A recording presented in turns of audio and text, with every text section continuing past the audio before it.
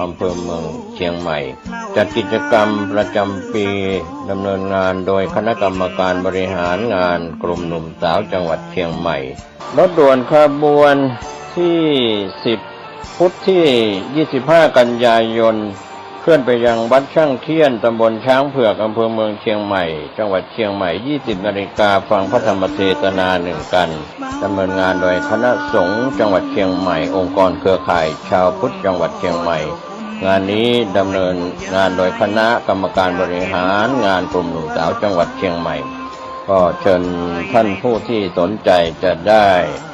เดินทางไปร่วมฟังเทศน์บำเพ็ญกุศลกับรายการรถด่วนขบวนพิเศษทั้ง3ขบวนตั้งแต่ขบวนที่1จนถึง13ได้บุญได้กุศลจากการฟังธรรมบำเพ็ญบุญบารมีในช่วงเทศกาลเข้าพรรษาและออกพรรษาได้บุญโดยทั่วหน้ากันสวัสดีครับ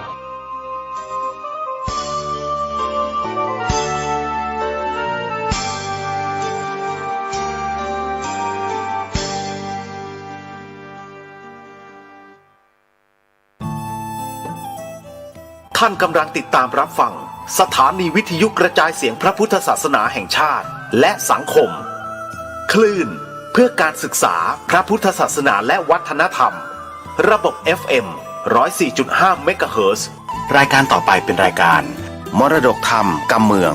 ดำเนินรายการโดยพระครูวิสิทธิ์ศรีลาภรณ์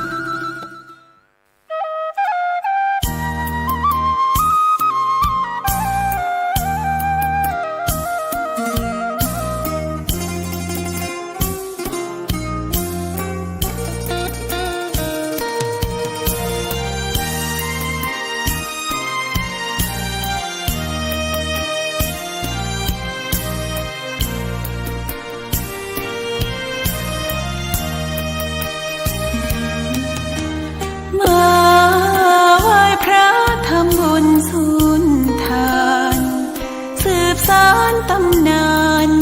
โบราณกาลนานมีวัดวังสิงห์ค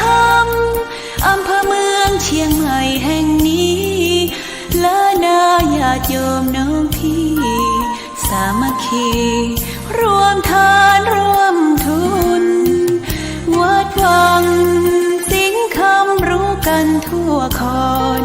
พระครูวิสิทธิ์ศรีลาภรณ์เทศสอนให้พรเกื้อกูลเจ้าคณะตำบลป่าแดดหน่อเนื้อนาบุญเจริญพรญาติโยมคุณร่วมบุญร่วมแรงศรัทธาพระเจ้าทันใจคู่วัดวังสิงห์คำบารมีเลิศล้ำญาติโยมเลื่อมใส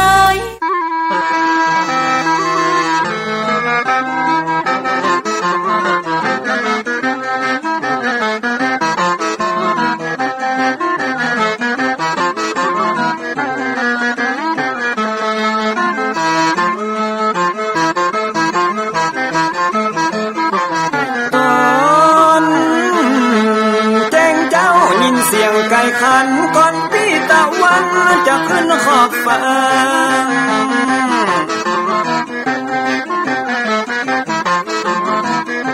จะหันแสงทองทอแสงเจิดจ้าจัดการล้างหน้าอาบน้ำแต่งตัววันเริ่มต้นใหม่อย่าได้วันกลัวอย่าได้คุณมัวกังวลโศกคอน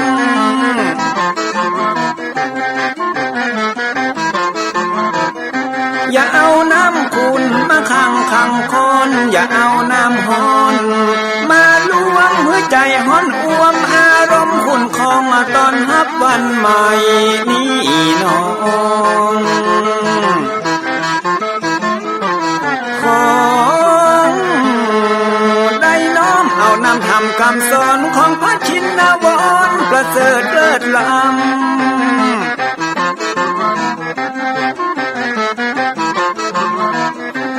จุงจิตใจฮือออกจากธรรมบ่ฮือด่างดำโศกเศร้ามัวมองแสงแห่งธรรมะนั้นเป็นแสงทองส่องใจเรียวร้องตึงวันคำเจ้า ขอ ยกมือ10 นิ้วกราบนอบน้อมยังพระติรัตนเกล้าเจ้าตั้ง3 ประการ อันหมายมีพระพุทธพระธรรมพระสงฆ์อันเป็นสรณะตีเปิ่งที่เคารพนับถืออันสูงสุดในชีวิตกราบคารวะแห่งชาติและสังคมคลื่นเพื่อการศึกษาพระพุทธศาสนาและวัฒนธรรม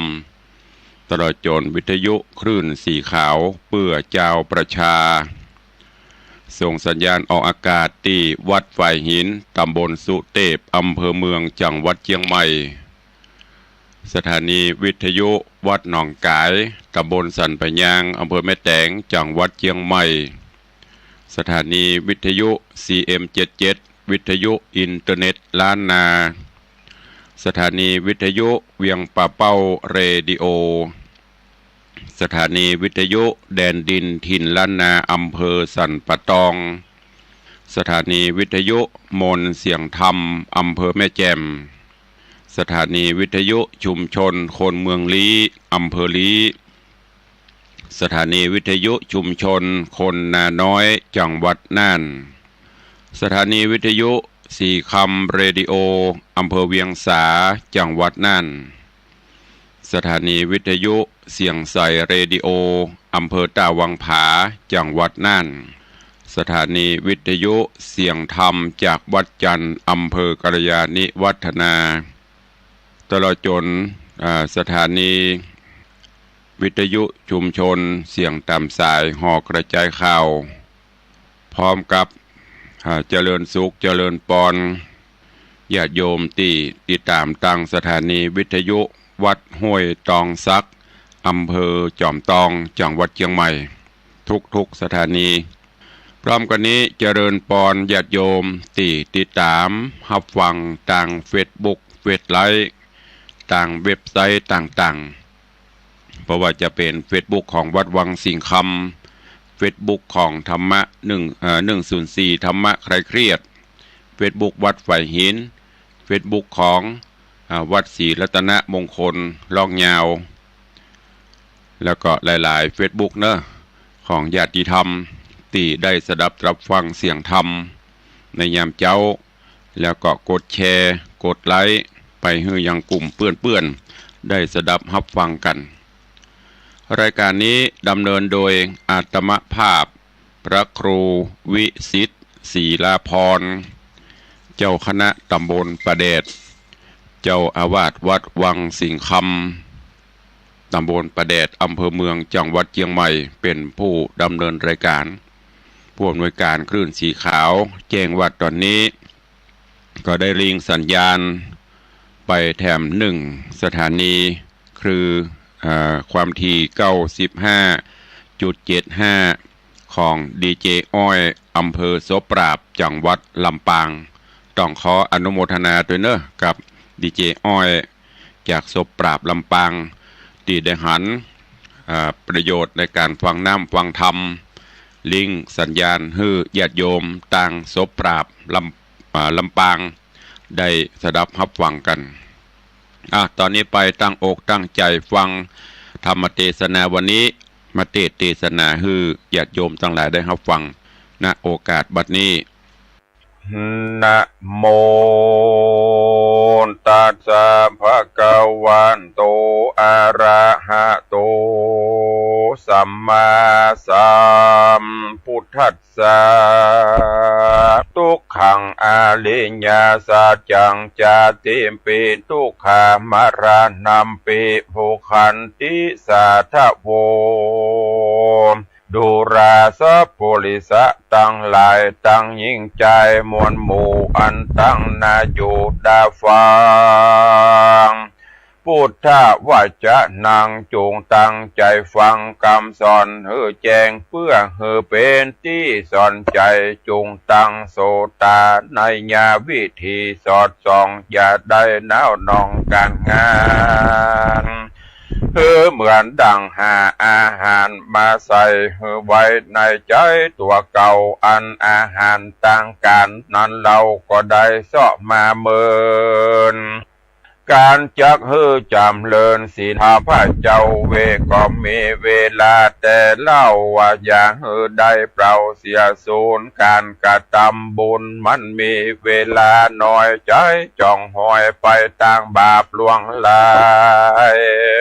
คือกำหนดหมายแจ้งทีอันโลกนี้บ่เป็นสัจจังตามดังพระพุทธังกล่าวไว้ว่าโลกลุ่มไตมีทุกข์นักหนา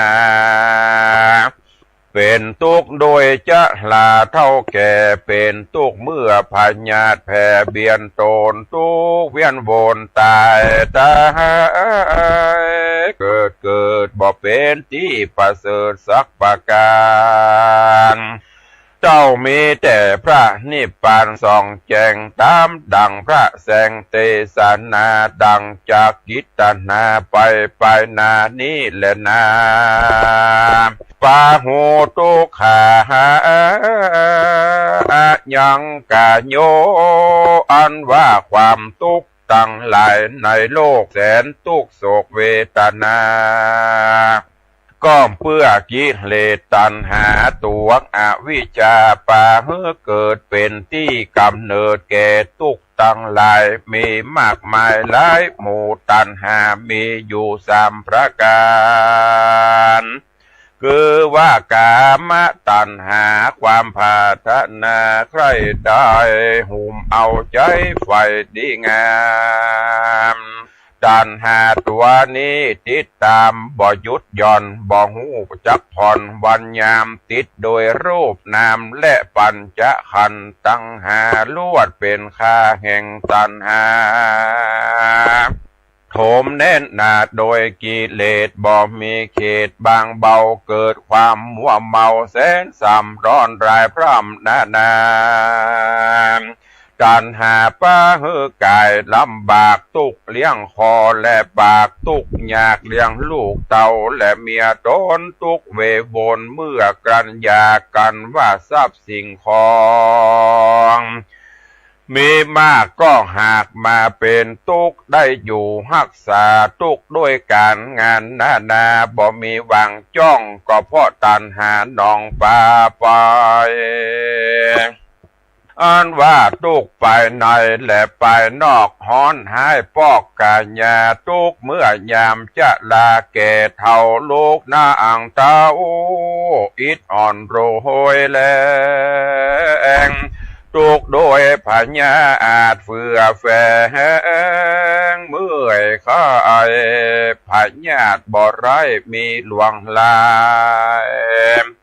มารานามปีทุกขังวิญญาณดังทุกเมื่อปัดพระวิญญาณได้ปัดพรากลูกหลานมากตังเข้าของแม่นจักเอาเงินมากองแลกไทยมันก็บ่ได้จักคืนมาก็ย้อนรูปกายญาอยู่บ่ได้ตกต่ำไตอนิจจังและนาภาวะตัณหาตัวท้วนสองนี่นาแถมเล่าตุกไม่เอาตุกไม่เอาไปไหนโดยมีใจอะไรติดของในการในภาวะห้องเขตสงสารบ่พันเอานิพพานหวังรอดดับทุกจอดกังวลยังใครตายมาเกิดในเมืองคนลุ่มไตอันเต็มไปโดยความทุกข์ยากไร้บ่เป็นแก่นสารล้างพ้องกะตามบุญฮือตานยังบนบานหวังรอดจันฟ้ายอดไปบนผาถาดนาเป็นเทวบุตรเทวดาตนวิเศษดาบก็ยังบ่เสียงเขตแห่งตันหาถึงเสียงกำหนดมาเติงควายกับเป็ดใดเกิดมากาเป้ได้มาเป็นคนก็เป็นทุกข์เมาบนกลับกายตากับตายกับเกิดลางคาบก็ได้เกิดเป็นสัตตลิชันมีทุกข์หาประมาณบ่ได้ อยู่ในโลกไตเวโวนเฮือพับเอาฮือพันเอาเมืองบนจันฟ้าดาบทุกตอดเกิดเนลาปานเตอนา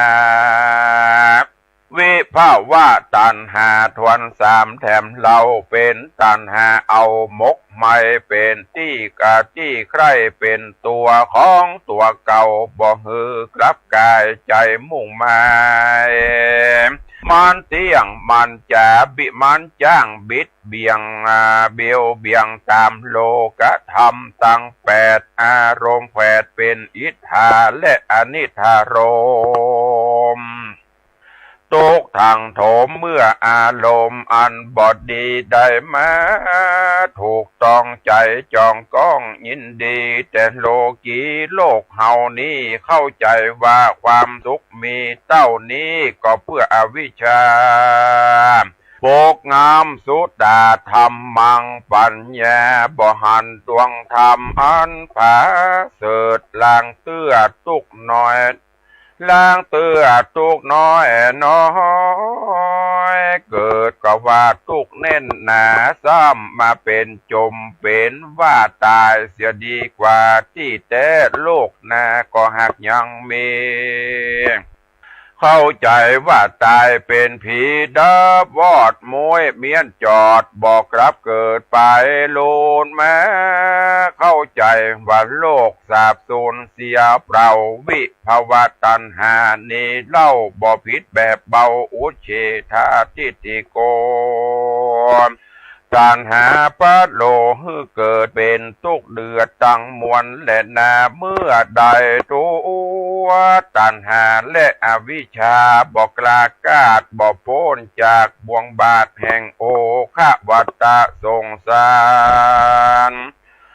บ่หันทางนิพพานโดยง่ายย่อมเวียนเกิดเวียนตายสัพพุริสะต่างหลายเฮ้ยจะได้ละเลยพระมาจุงปากันหาโอกาสปั้มเป็นบุญอันจักเป็นกุลไปนาฮือตั้งอยู่ในศีลห้าศีลแปดประการบริจาคทานไปอย่าขาดก็จากได้พ้นจากบ่วงบาทแห่งพระญามารอันว่าทุกในสงสารหาปะมันอันดับบอดใดทุกเลี้ยงคอเลี้ยงใส่จุวันยา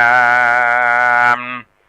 ทุกโดยตามสร้างก่อมาเลี้ยงหล่อรูปกายมาเตรียมตันขันตั้งหาบ่หูเป่งนากากายล้างเตื้อก็มาทุกใจด้วยเมียและลูกเต่าสุกทุกเล่าอยู่ตัวกันสมบัติบดตันบดเต้าบดตันวิทย์ขาดซ้ำมาทะลงพญาติเบียนตนทุกเมาวนกับโดยลูกหลานตันลูกหลานตันเต่าบ่อยู่ตามแบบเบาที่สั่งสอนมาเป็นคนอันตาบาลาเก่งกาจ้างมาขายนาพี่น้องบุวงศาล้างเตื้อก่อมเป็นทุกขาบาปกรรมมาจองเว้นนาวดองเกาะกลุ่มฟุ้งเจ้าจุมพี่น้องบอดตัดลงป้องเติงหาก็ย้อนสัมปัตตาของนานาอันตกมาจากพ่อและแม่มาตีแผ่แบ่งปันกันลางคนก็มาหันแต่ใดลางคนก็ช่างใจสืบไปนานมันเป็นของสาธารกับโลกบอกวันเอามาเป็นเครื่องเศร้าโศกผูกเวรกรรมเสียเงินเสียคำมันกระทำก็หิหาใดเสียน้ำอกน้ำใจมันหาบ่ได้ง่ายคืนมา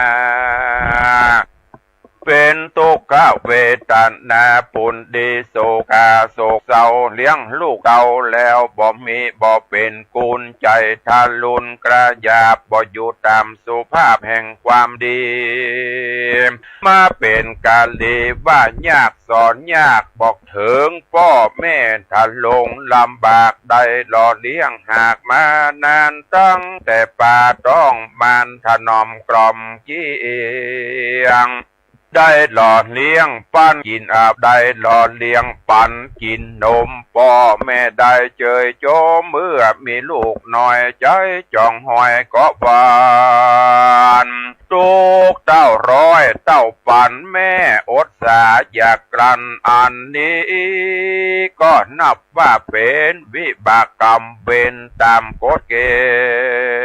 ณฑ์ในโลกก็คือทุกโศกในสงสารทุกเมื่อประมาณทุกเมื่อการมาเกิดทุกอันแสนล้ำเลิศเมื่อเลี้ยงลูกน้อยบ่หูกรรมโพนบ่จากดาถ้าลงโตนบอดใดเมื่อยามลูกเจ็บไข้เจ็บป่วยไข้พญาติเบียนคุยบ่ได้รับนอนดีเป็นห่วงอะไรกลัวมัดเมนไตและให้ตอมแม่ก็ทัดนอมบ่ขาดบ่ได้เว้นจากเสียสักวันยามและน้ำเป็นตกได้ปากจ๋าเมื่อลูกใหญ่อายุไฟเปิงเป่าพงเป็นสาวขึ้นหนุ่มอยู่ในวัยจุปูนแยงหวังจักได้กินแหงเมื่อใหญ่ป้อยบ่สมดังกรรมไฟพาทัดนาก็ซ้ำมาเป็นผียับมันมาค่ำเข้าของเงินคำคานพ่อแม่กินแล้วแอวเว่บ่เอาการเหี้ยมาสวกกระหานจักฟันคาอันนี้ก็เป็นเหตุหือเปิ่นได้ยินละอาย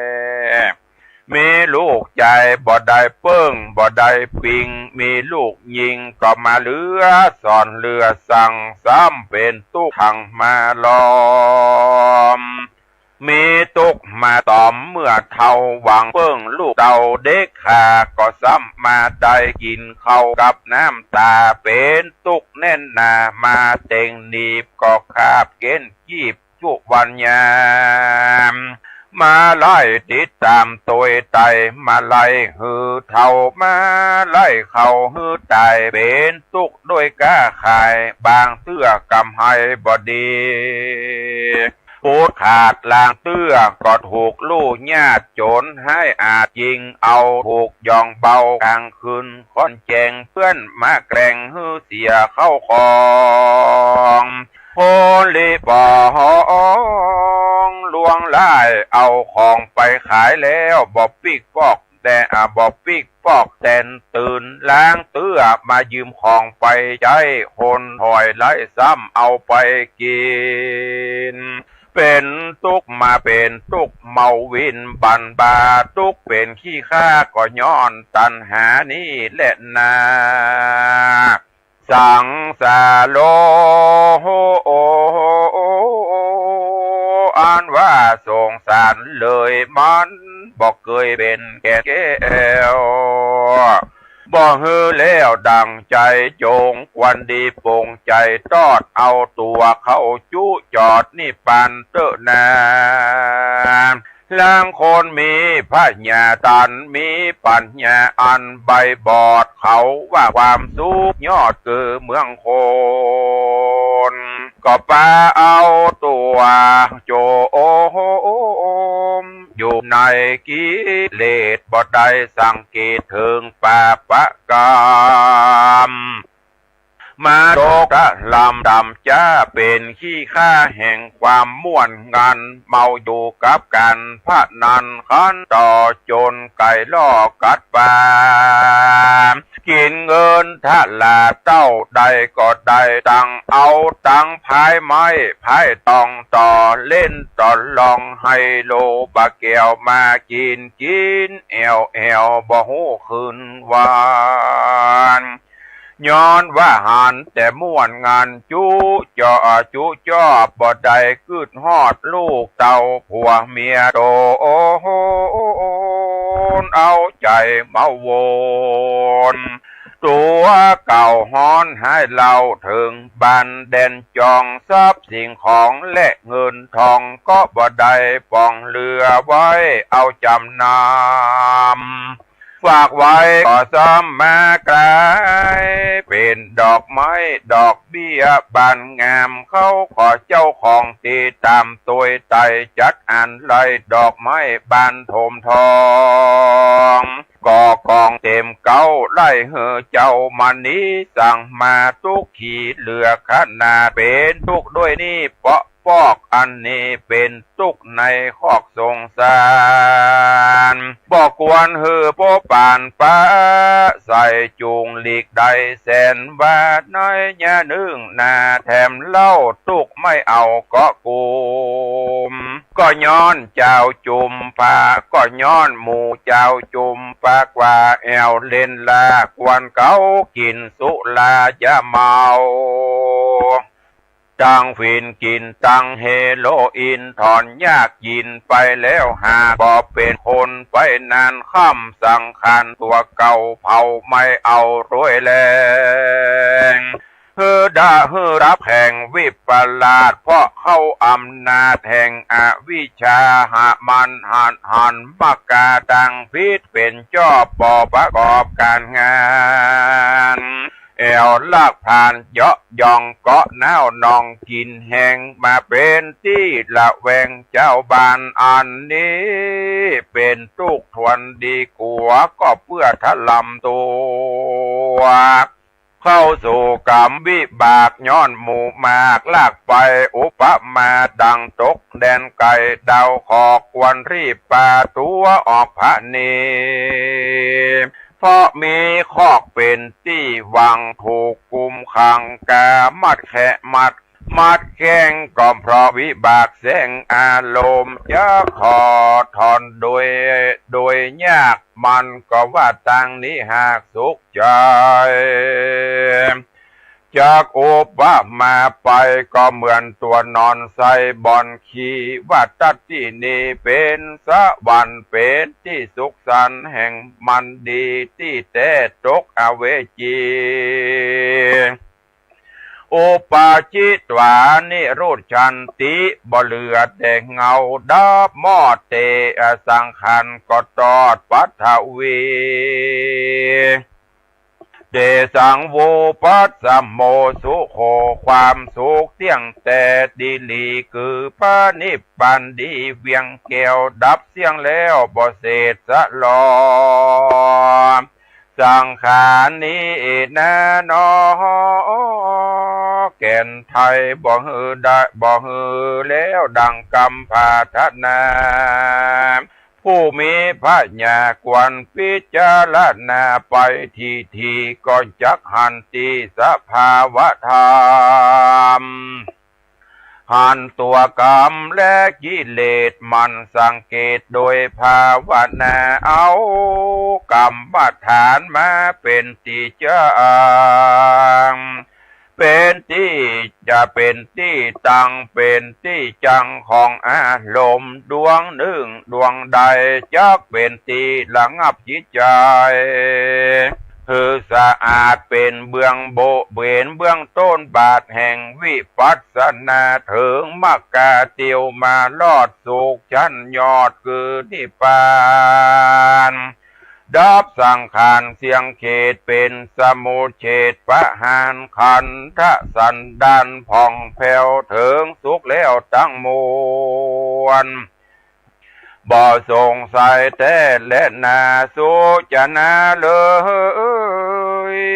จุงปากันจำหื้อแจงตามดังพระใดแสงไขจาฮือสะแหว่งหาต่างทุกต่างสุขใจเพราะมัจจุราชบอกเว้นใบแก่คนใดบอกว่าลูกเต่าลานไผ่มันจักเอาไปเลี้ยนเกียงเมื่อกรรมหมดเสียงแห่งไผ่มาน อย่าเป็นคนตันปัญญาบอดเฮอใดคือจอดถึงตัวตนว่าเกิดเป็นคนมันแสนยากคนใบร้อยพญาหักมีลายคนมีปัญญาภายหูรอดมีศีลธรรมจอดนั่นบังเบาคนเฮาสมัยนี้จังหลบลี้มัวเมากับด้วยเผากับด้วยเผากามตัณหาโจกเป็นข้าหูตากามกันของกับของมาใ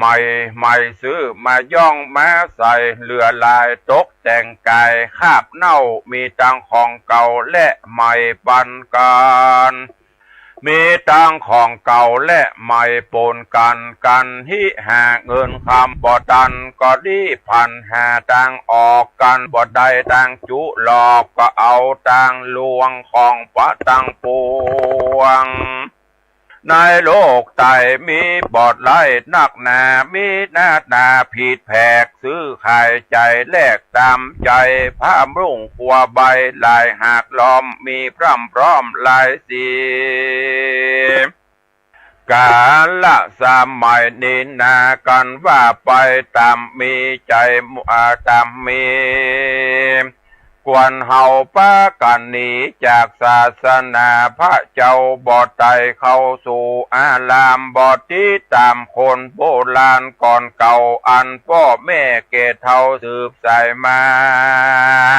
ล้างคนไปวัดป่าบอดย่างบอกหูว่าจักไปนั่งสันใดก็ย้อนเครื่องนุ่งสมัยปาหืดนั่งบอดใดลวดขาบไว้บ่เป็นเพราะขาเอ็นขาเอวเอ็นมันเคร่งจีบกาบเกณฑ์เพื่อเครื่องยองขัวใบว่าตามสมัยหือแจงบ่ใจแสงไข่จามันมีมาอย่างนี้จงได้ยิ่งได้จี้ฮือฟังจงปากันระวังกิเลสปันแห่มันทอมทาอาพรทุกทางทอนบ่เหือดจังปาฮือฮ้อนเดือดตัวโตนเกิดมาเป็นคนลังจาดเพราะขัดล้างญาติควรคัดสีฮื้อสะอาดโดยศีลธรรมอย่าเอากิเลสมานำตัวเก่าจักเป็นค่าแห่งอารมณ์ใจเมามนโดยกิเลสจักเป็นเหตุฮือของขายในสงสารสะคอนลางคนหัวปอคอนปอสันเตียวสัดสันโซเซใจยังบ่เหปิกปอกยังจมอยู่ในคอกสงสารการจำศีลกินตันไว้พระเจ้าทุกคำเจ้าบ่ทำหาเปิ้นจวนไปวัดว่าศาสนาเพื่อไว้สาฟังธรรมพระเจ้าก็ยังว่าบ่ตุนเต้าปล่วยโภกาแล้วก็มาเนี่ยมายากล่าวอ้างจริงเปล่าวางอนาถาแอวไปมาโจรไก่เอาตั้งบ่อนไพ่ไฮโลตั้งถั่วโปบะเกียวจะเดินอูแอวเลิกงานกินสุราบานต่างเขานี้และเรียกว่าเท่าแก่ได้บ่หูจักละอายหลานและลูกฮือเปิ้นดูถูกดูแควนแม่นว่าฮือเอาแก้วตั้งสามเฮานี้ใบก่อนจังประเสริฐมากหลวงลายตามดังนิยายสอนไว้ว่ายังมียายสองคนเตียวดงโหนกลางป่าดงรีอันมีเสือมีละล่าไปมาส่วนสองใจสองขานอนนาคนหนึ่งถือผีวิสาทแถมคนหนึ่งนั่นนามีปัญญายอดยิ่งได้ถือเอาแก้วมิ่งสามปราการเมื่อกาละเตียวต่างไปนั่นก็เป็นกาละเวลาอันค่ำมืดต่างคนก็ต่างเสาะหาที่นอนแห่งตน ส่วนคนผู้ถือผีวิสาทก่อนติวไปหาตนไม้ใหญ่ตามมักไฟแห่งตนแล้วก็เวโวโหนขาบใบขอฮือผีอยู่ต้นไม้รักษาส่วนคนที่นับถือศาสนาก็ไปหาอย่างที่นอนอันบอกไกลกันแสวงหาใบไม้มาปูลาดเมื่อจักนอนก็นามัสการขาบใบก็ถึงกุลพระจันไลสัมปาการวาอิติปิโสพระกาวาตามพบมาตามพบนบน้อมสวาคาโต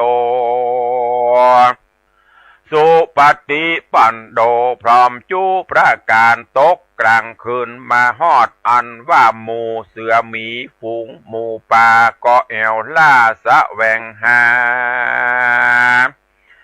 กินผลจะอาหารก็ไปพบปานใส่คนถือผีอันนอนอยู่ที่เก้าไม้ใหญ่ผีอาศัยอยู่ที่นั่นหันเสือจักมากราบกันผีตัวนั้นก็ครางผีตัวนั้นก็ครางว่าอย่าเอาไปเข้ามาอาสะไลฝากตัวไว้กับข้าเสือก็กราดแก้วหนีไป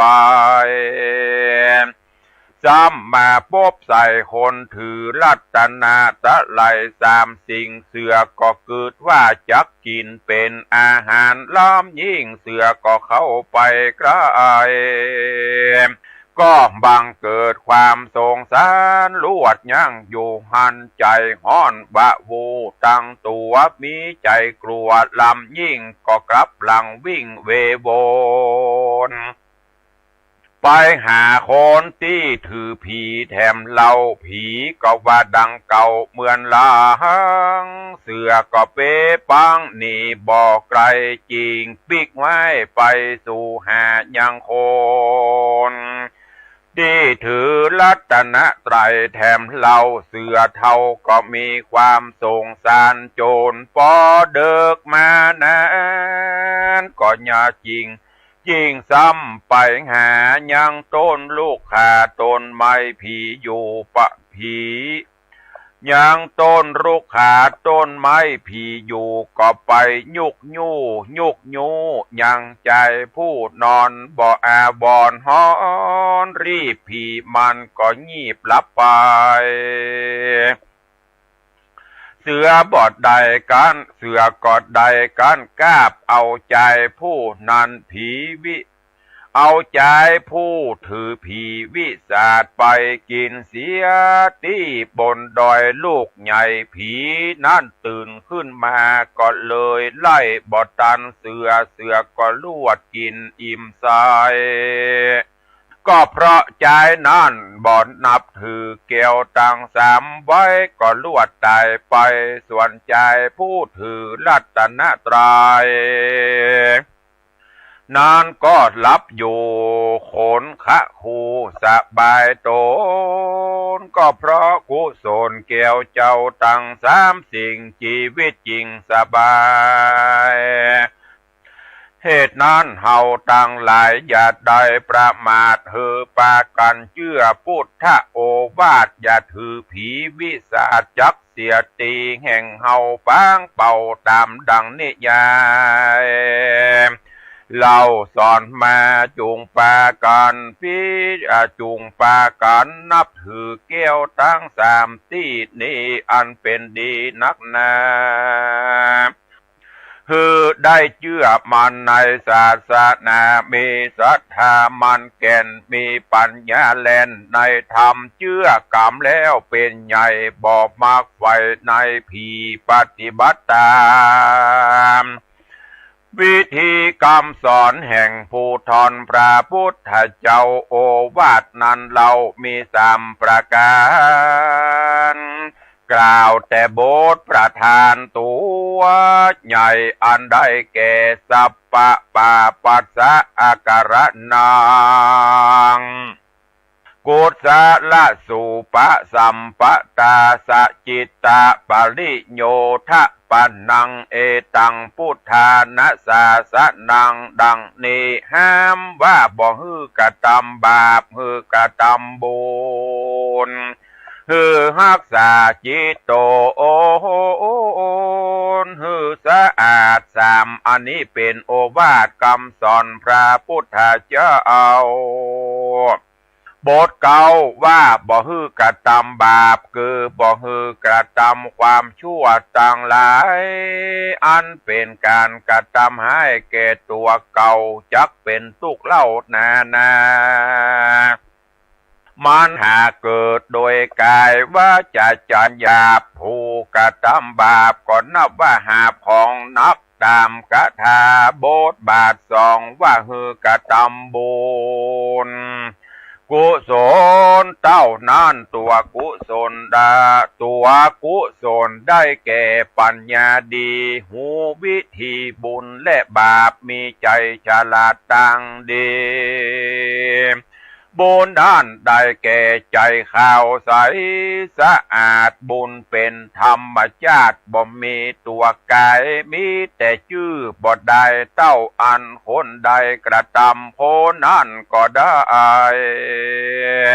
บุญนั้นอยู่ภายในการบุญมีที่ภัยก็มีหน้าตาใสโจมชื่นถึงรับตื่นมาใหม่ก็ยังดูผ่องใสเพราะบุญอาศัยตั้งอยู่เวลาอู้ฟู่ม่วนหวานหุมกระตำตาลบอกขาดตามธรรมชาติเข้าของตนมีตามบาลีบอกไว้ว่ารักษาใจฮื้อข่าวอย่าฮื้อเฟื่อนไปต่างบาปเพราะใจเป็นธรรมชาติลงลายจะเตรียมไปเหมือนวอกมันจ้างหลอกลงไหลต้านตามต้านบอกไว้เอาสติมัดจิตใจผูกโดยสมาธิแถมมีปัญญาแอมดังกล่าวใจจริงบอกเง่ามัวพันเพราะใจสำคัญตั้งอยู่จักจะอู้ฟู่กับภัยก็เพราะหัวใจน้ำส่งกันใจข่าวสะอาดลงก็ถูกดีตามบาลีใครว่าใจเป็นใหญ่ในกายกันใจตายไปจากเหลือแต่คราบรูปกายคนตั้งหลายก็หูว่าพี่ตายเป็นหมู่เพราะใจบ่ตั้งอยู่ในกายส่วนว่าบ้านห่างหลังนี้อันมีเฮือนเป่า6 หลังนั้นมีนายโจร6 คนหากได้เป็นผู้รักษาการเข้าหันผู้ใดมาเขาก็จักโห่ร้องแล้วจักเอาไฟจูดเผาแล้วเขาก็จักตีและฆ่ามึงเสียว่าอ่านบ่อ่านเขาก็จักฟันฮือเจ็บบ่อ่านเขาก็จักเอาไปฆ่าดีหลีพิว่าคนต่างหลายพูดได้เข้ามาสู่เฮือนหลังนี้โจรก็กระทำสันนิเสมอกันคนฝูงมีเงินฝูงมีถุงเงินถุงคำก็ซัดเสียแล้วก็รีบแล่นหนีไปได้มึงจุงรีบไปเสียเตอะกันว่าโจรมันได้ยินแล้วก็รีบแล่นหนีไปถึงแม่น้ำใหญ่อันมีกระแสน้ำสีสายมีเกาะกว้าง3 อันโจรก็ฝ่าหันฝั่งเบื้องหน้าอันเป็นคืออันประกอบโดยเครื่องประดับอันแล้วโดยคำจูพระการก็เป็นต้นว่าเกิบตีนคำข้าจมหัวคำมีใส่สร้อยพับจุประการทัดนั่นไปนายังมีเมืองอันหนึ่งประกอบโดยหอเฮือนและผาศาสตร์ประดับโดยแก้ว7 ประการ กวนสนุกถูกเนื้อเปิงใจมากนักมันก็มากะนิ่งใจว่าฟังกรรมนี้ประกอบไปโดยโทษมากนักกวนกูข้ามไปสู่ฟังกรรมนาดีแหละนะมันก็ซ้ำมากะนิ่งใจว่าตีนกูก็บ่หักมือแห่งกูก็บ่ง่อยเปียที่อันใดก็บ่มีแก่กูจะก้อยไหว้ข้ามฮื้อรอดแต่ดีหลีแล้วมันก็คงไปหาไม้สร้าง8 เล่มแล้วนำมาคาดแปลงแปรก้อยทอไฟข้ามน้ำมาเบ็ดน้ำไปอันมีแควสีสายนั่นก็ไปลอดเถิงยังเกาะตั้ง3แล้วมันก็กระตำเปลี่ยนไปถึงฝั่งกำนามันก็เอาเครื่องงาปะนิมอาพร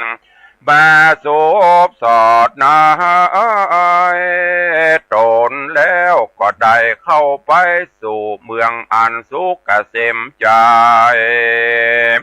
บ่มีภัยยะกังวลโอนตะลายก็อยู่สุขสำราญบานใจในนครใจ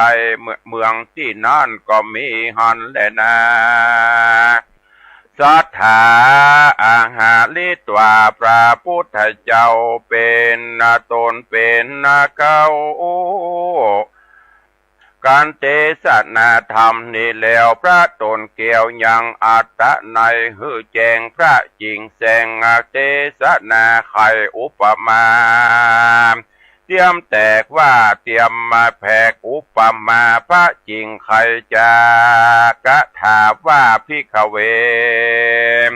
ดูราภิกขุต่างหลายตนเปตนถ้าลงศีลใสสะอาดส่วนนาว่าเต้าราชพญาตนเลี้ยงอัตตาสัตตาไว้ดูอันว่างูก็คือหักมาได้ คือว่าหมู่งูก็คือปิดตัง4 ตัวคือหักมาได้กุศลผลบุญและอกุศลได้กุศลบาปและอกุศลบาปอันฝูงหัวสัตว์ญาติต่างหลายตั้งยิ่งใจมวลมากฝูงอันใดหอมยับมานี้แลส่วนว่างูปิดตัง4 ตัวนั่นคือหักมาได้จตุธาตุตัง4คือปัตทวีธาตุได้แก่งูปิดตัวชื่อว่ากัทธมุขขาอาโปธาตุคือว่าหากได้งูปิดตัวชื่อว่าปูติมุขคะเตโจธาตุคือหากได้งูปิดชื่อว่าอคิมุขะวามุขะว่าวาโยธาตุคือหากได้งูปิดตัวชื่อว่าอัศสีมุขะนั่นแลส่วนอันว่าคนผู้เป็นโจรนั้นคือหากมาได้อัตตาภาวะเนื้อตัวตนแห่งสัตว์และคนยิ่งใจของเฮานี่แหละนะพวกหมู่คาคนตั้งหลายนั่นคือหากมาได้ขันธะตั้งหาคือรูปประขันธ์เวทนาขันธ์สัญญาขันธ์สังขารละขันธ์วิญญาณขันธ์นั่นแหละส่วนจ้างฆ่าตัดหัวคนและเป็นคนหักเนื้อเชื่อใจแห่งโจรนั้นก็คือหากมาได้นันทิราคะตัณหาอันมีปกติยินดีในปัญจกามกุลตังหาเหตุดังรือและว่าอันนั้นจะเพราะว่าตัณหานี้เป็นดังจ้างตัดหัวคนเพื่ออันแลอันว่านายโจร6 คนนั่นคือเพียบมาได้ ดังอายตนะตังหกคือจักขุยตนะก็คือว่าดวงตาโสตายตนะก็คือหูคานยตนะก็คือจมูกหรือหูดังจิวหายตนะคือลิ้นกายายตนะคือตัวตนมโนยตนะก็คือจิตใจส่วนอ่านว่าไม้นิโครธนั่นก็คือหากมาคือต้นไม้อันมีห่มกว้างใบหนาเป็นที่สุขาเย็นใจคือหากมาได้พระพุทธศาสนาแห่งองค์สัทธาพุทธเจ้าเป็นเก่าไม้อันใหญ่เป็นที่อาสะลายแก่คนและเทวดาตนรุกขานิโครธคือมาก็คือไม้คือได้สมาธิมาเป็นสายลมได้ปัดฮือคนได้อยู่เย็นเป็นแดนสุขเกษมใจรับอยู่สบายใจคือหักมาได้ศีลห้าศีลแปดและจตุปาริสุทธศีลส่วนปาจตุปาริสุทธศีลและนา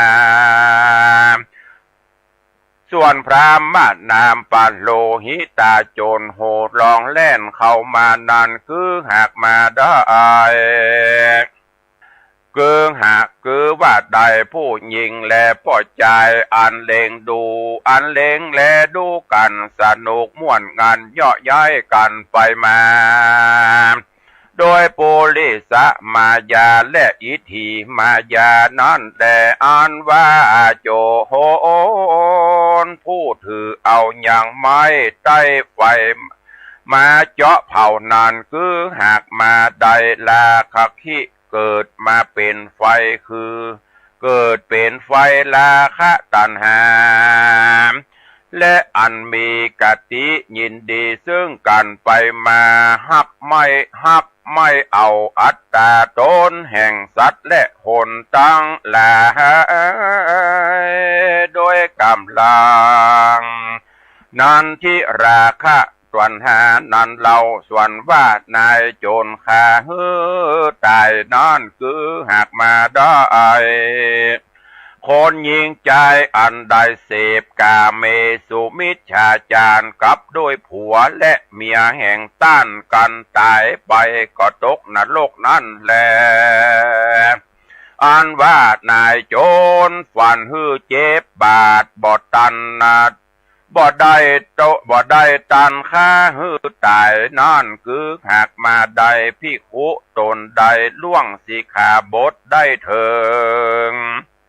อาบัตสังฆาทิเศษเป็นดังคฤหัสถ์เต้าบ่ได้สู่มักกันเต้าได้กอดกลุ่มกันนั่นแล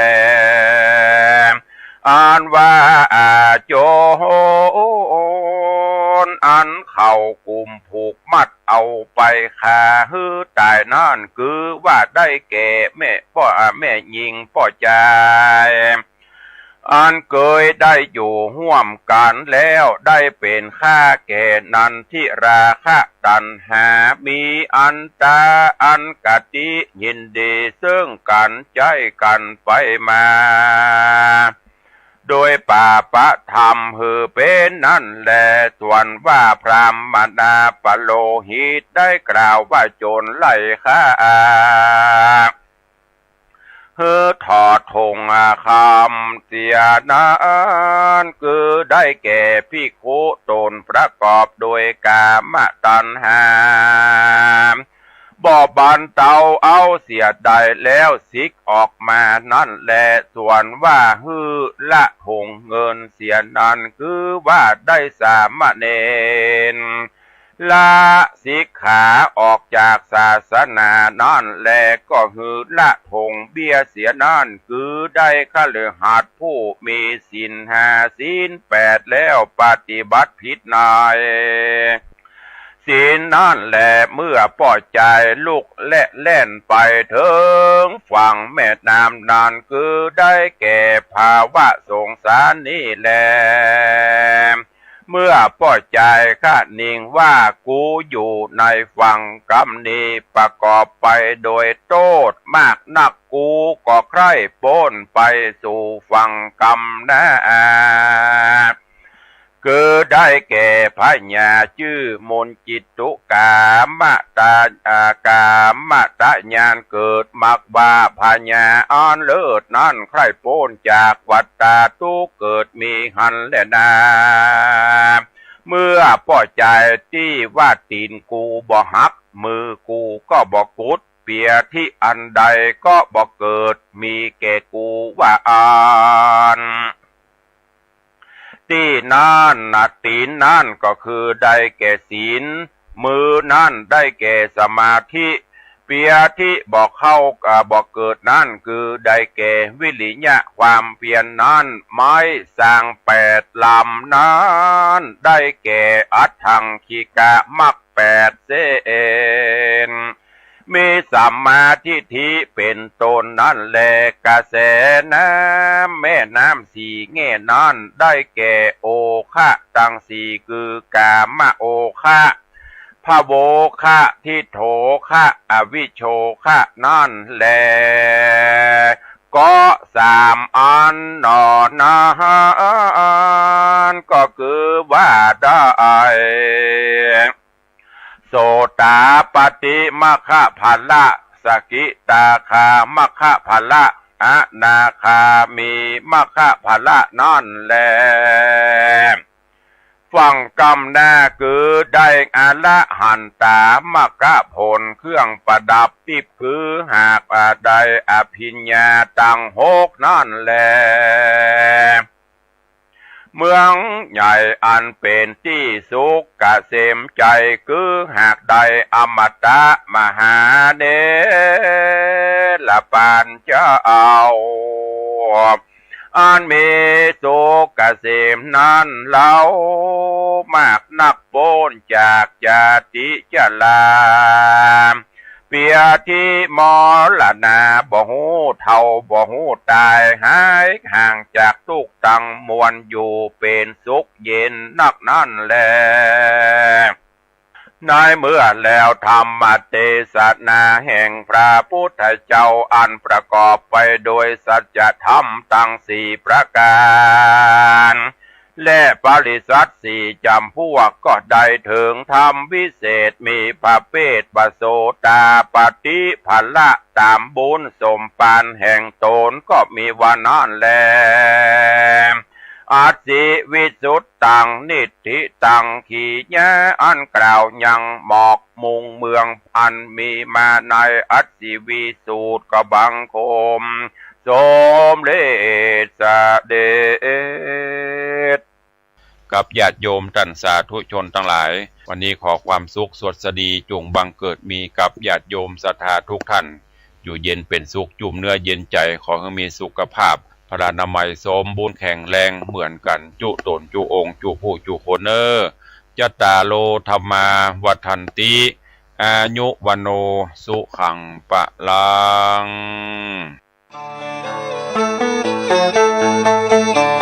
ท้องฟ้ามืดบดฝนตกซอย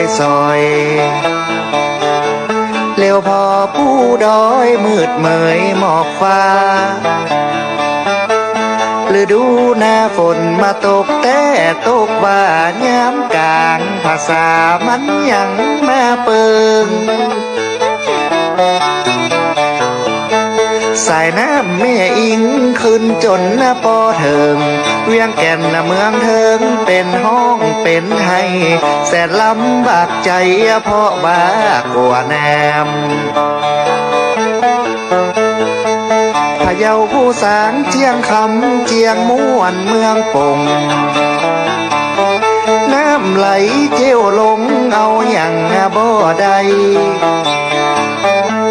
บางพ้องไข่หัวพ้องสีตาให้เหมือนสายน้ำไหลบ่ปีกไว้ขึ้นมาพ ภัยธรรมชาติแน่กลัวแต่แน่เป็ดไก่หมูแม่ภัยโจ้ยบ่ได้จำเป็นต้องตายวำวายมอดมวยน้ำยมก็นักน้ำก็ลายวุ่นว่าวุ่นวายเดือดกันนะจนต่างรถท่านนน้ำปอล้นเก็บของขึ้นบนบ้านไผ่บ้านมันเมืองแน่นเชียงกลางปัวตาวังผาเขตวัดเขตมาน้ำจน